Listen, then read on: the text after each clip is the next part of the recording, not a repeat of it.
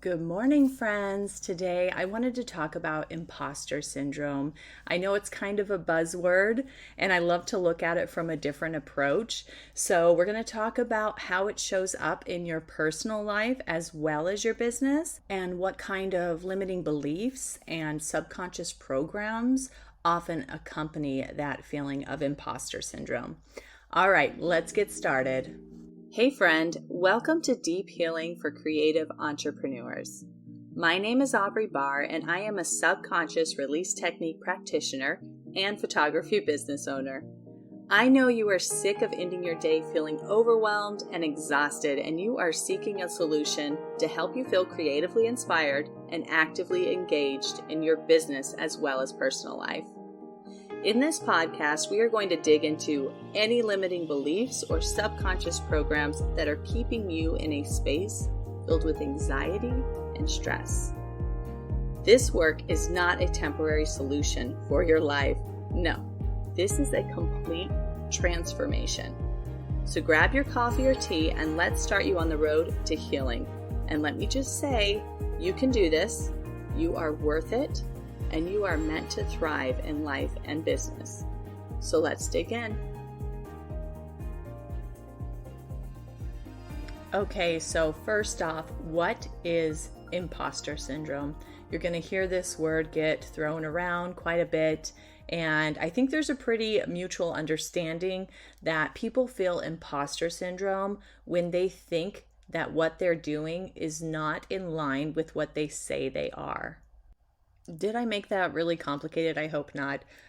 So it's just a perception, right? It's I think I am not this person, or I think I'm not good enough to call myself an artist. Or do you guys remember, okay, I'm like almost 40, but when I was younger, there was a word that got thrown around all the time, even more than imposter syndrome, and that was poser, right? Like it was someone who showed up as a certain person, but really they weren't. My husband still uses that word quite a bit, so it cracks me up. But it's just an idea that you don't belong in whatever it is you're pursuing. And I don't want to make a connection between feeling this way and, people say, fake it till you make it. Like a lot of people have that actually as a limiting belief or program because it gets kind of cemented in their head that they need to be someone different. And in order to get there, they have to fake it, right? So between the two, there is a lot of programs around self-worth and individuality and identity that get tied in. So it is something that honestly, I see most people deal with on some kind of level. But we have to remember that when we have big dreams or we're aspiring to meet a certain goal, we have to allow ourselves to be put out there, and we have to be able to strive for something better, right? Nobody got to $1 million business without thought, right? It did not happen by accident. So there's always a thought process involved in that. And some of it is honestly just clearing out the crap in the back of your head, the trash about how you are not good enough. And that's what imposter syndrome comes down to. So there's people all over social media that will say, okay, well, if you're feeling imposter syndrome, just stop following people that you think are better than you. Or stop following people who you feel like are not authentic with how their real life is, right? Like you just have to pull the plug and stop following them. Well, that's a great temporary solution. If you're really at rock bottom, why not? But you're not really getting down to the nitty gritty of why you feel that way. And so it's that whole Band-Aid thing again, right? It's just like, well, walk away until you feel like you've made it. Well, do you think that that's not going to come back at a different level? Even people who are at a place in life and business that where they're flourishing and they have these wonderful relationships and they are attracting the perfect clients into their world, even those people will get bogged down with imposter syndrome still. it will just show up. All you need is like a week of not feeling great about your work for this guy to come in and just kind of throw a wrench on the whole thing. So let's talk a little bit about what kind of programs these are. We've already kind of brought up just by default, I'm not good enough, right? That's just going to be one of the main ones, is that comparison. What do they say? Comparisonitis, which I can hardly even get out of my mouth, but basically comparing yourself to others on a subconscious level, not even on a conscious level, right? On a conscious level, we can say, you know what? Yes, they're good at XYZ, but I am so good at this. And they don't even do that, right? Like you can really justify where you're at, but subconsciously, you still have that little voice there, right? Telling you you're not good enough. And that's why it's important to take care of it on that level. Another pretty common limiting belief is around worth and value. So it would be something like, I'm not worthy of, let's say, making a certain amount of money, because that is kind of one of those bigger ones that come up. And some of those money programs are directly related to our generational issues, traumas that have gone on for years and years and have been passed down to us. So a lot of women really deal with that, right? Because there was a time that we were not in the workforce. And then as we came out and started doing that, whether you choose to or not, it is something in the back of our heads that we just haven't been able to reach a certain amount of money. So there's a lot of clearing on a subconscious level that needs to be done for women around that. Which is fine. We can do it. That's the power of this work. Like you can get it done and you can rise above that. But when they're generational programs, they do tend to be a little bit deeper and take maybe a little bit of extra time and effort to dig right into what those beliefs are. So that's another one. And then the other thing is like, do I provide enough value? Okay, so you might be at a stage in your business, maybe you're just starting out and you're like, okay, well, I'm going to start really small because I still want to get experience, right? That's a common thing. And then you kind of stay there for a long time and you don't raise your prices and you kind of just camp out there at a low number. And sometimes that's because you are refusing to see the value you put out in the world. So whether that be through your work or through your communication with your clients, through the way that you make them feel, those are very big justifiable things, reasons that people would pay you more, is also that relationship. So it's not always about your work, right? That's what we learn a lot of times in business classes and strategy classes, is that sometimes it's just about providing that little extra customer service that they want.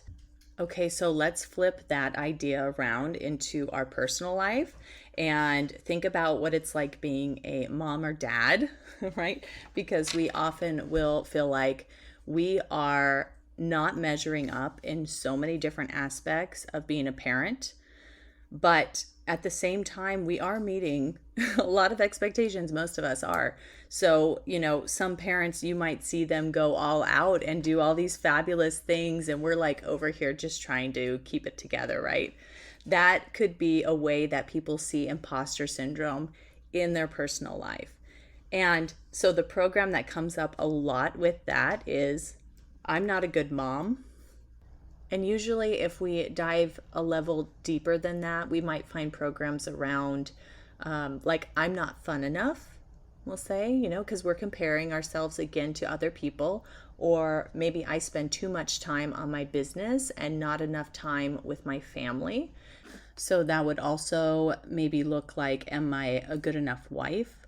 Or I'm not a good person even. It's very unfortunate, but realistic that those kind of programs show up for almost everybody at any given time. So it's just being able to tap into that and release it and say, thank you, thank you for that thought, but I don't agree with it anymore. Or whatever it may be. But also, I like to obviously get into it and actually release it through breathing and through establishing more trust in our intuition. That also could be a way to help you kind of move through those feelings.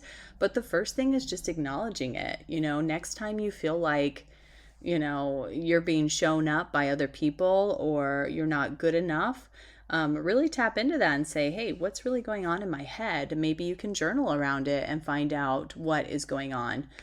Because there's a lot of things under there and it's going to be kind of unique to everybody.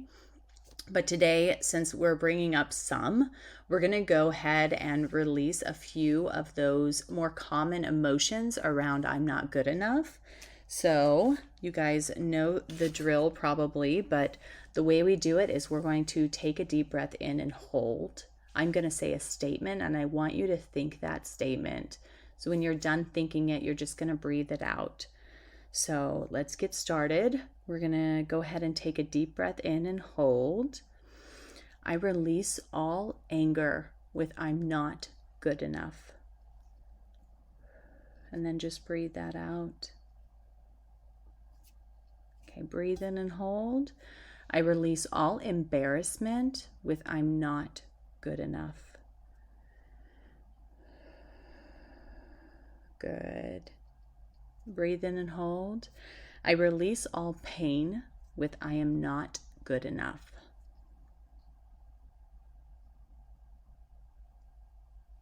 Good. All right. Breathe in and hold. I release all blocks with creativity with I am not good enough. Okay. Okay, so let's just do a fill up with this. So go ahead and take a deep breath in and hold. I am so happy and so thankful. I allow myself to release energy not serving me. Breathe it out. And one more. So breathe in and hold. I am so happy and so thankful. I am open to receiving more than I could imagine in all areas of my life. Breathe it out.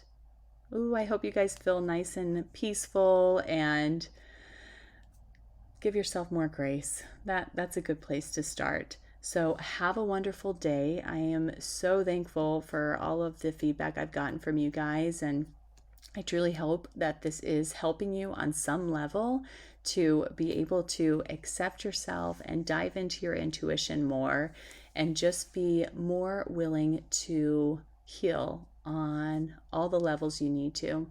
I just love being able to help creatives dive into these kind of things that we overlook or we tag, it's just part of the business or it's just part of the artist life, right? No, it's not, and it doesn't have to be. I want to invite you to go to the show notes. There's going to be a link for the private Facebook group, but there's also going to be a link for the course, Deep Healing for the Creative Soul. This course is completely different from any other ones out there because we do this kind of release around all of your deep traumas, either passed down generationally or childhood traumas, or even stuff that has come up more recently with your business. I like to say that running a business brings up all of the childhood traumas you have trapped inside, because I do feel like that is the case. So we're going to actually dive into them and heal from the deepest places that we normally overlook. So that way we're getting ultimate transformation. Okay, we're not putting that band-aid on. We're not saying, okay, I'm going to unfriend people, or okay, I'm going to stop working as hard. Okay, I'm going to raise my prices so I'm not overwhelmed. Yada, yada, always chasing that how I'm going to get better, right? No, we're not doing that. We are going to actually heal from the inside out. And I so want you on this journey with me. So please go check it out. Let me know your thoughts. Fill out an application if it speaks to you. I am currently offering the course at a beta rate. It really is a good time to jump in, and I'm super excited about it, you guys. Okay, have a wonderful day, everybody. I'll talk to you soon. I hope this podcast spoke to you in some way. If it did, please go ahead and leave me a review and subscribe so that I know you're enjoying what you hear. And further, if you know somebody else who owns their own creative business and struggles with anything that we spoke about, please pass this on, because it is my hope that we will be able to build a community of like-minded individuals who love on each other and appreciate the many facets that make our creative business so unique. And lastly, check out the show notes to find my free Facebook community and other useful links to work with me. All right, friend, see you soon.